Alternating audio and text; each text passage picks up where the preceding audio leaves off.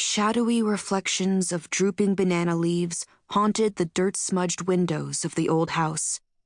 It made me think of the hidden memories of people in a past long since gone, but still trapped within the walls of the crumbling structure.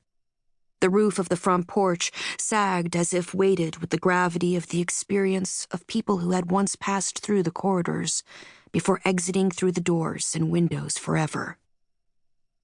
I stepped up onto the porch, my fingers brushing the rainbow-hued Mardi Gras beads dangling from the handrails, and next to empty spaces left by missing porch spindles that lent a grinning pumpkin look to the front of the house.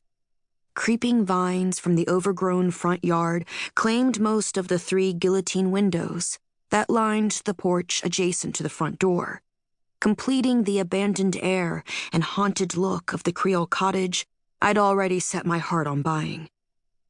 This dilapidated structure was a symbol, a call to arms for me, a new place to start after an impressive and unexpected stumble and a complicated knot of bad decisions, stupidity, and an alarming amount of unwarranted confidence that had almost derailed my life. And all despite the family whose love and support I wasn't convinced I deserved. Nola. Despite the worry and caution in my stepmother's voice, she stopped. We had both learned over the last 6 years that I needed to make my own decisions and accept the consequences. I slowly hopscotched broken boards and patches of termite-chewed wood, the lace-like sinews as dangerous as thin ice. Spots of faded fuchsia paint clung to the front door and corbels of the porch roof, contrasting with the inevitable blue paint of the ceiling and lime green of the clapboards. A line of dusty blue bottles sat atop the sash of one of the windows, precarious position for something so fragile. Maybe whoever had placed them there believed in taking chances. It needs a little work, I said. Mostly TLC, and maybe a few gallons of paint and linseed oil. I looked down at the sidewalk where my stepmother, Charleston realtor Melanie Middleton Trenholm, stood in her high heels, despite my warnings about New Orleans sidewalks.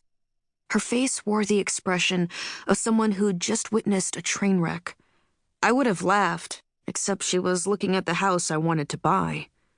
She muttered something under her breath, something that sounded a lot like, "Oh no, not again."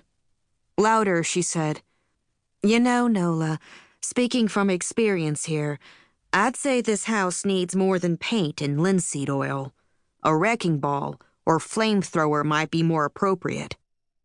To distract her, I pointed past a cluster of debris piled on the porch, including a discarded surfboard, not completely out of place in the eclectic Faubourg Marigny, in the direction of a tall oleander plant, its clusters of white funnel-shaped blooms drooping drunkenly in the heat. The front and back gardens are a little overgrown, but contain lots of gorgeous plants. I can't wait for Granddad to come visit and offer his expertise. I said this with a grin, trying hard to transfer my need for her to see what I saw, the possibilities and hope that I imagined both the house and I required.